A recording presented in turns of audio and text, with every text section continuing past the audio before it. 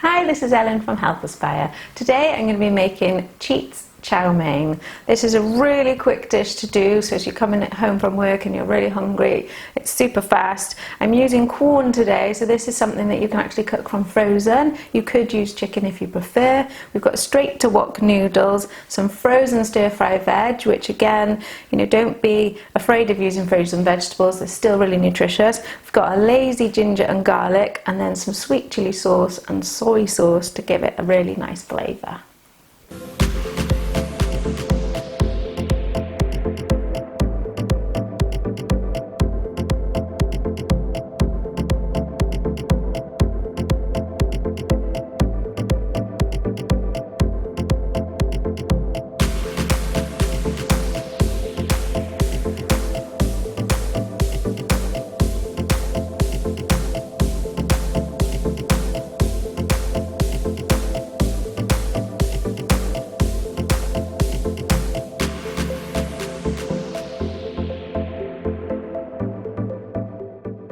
So here you have your Cheats Chow Mein, perfect for 1 or 10, so you can scale it up as you wish.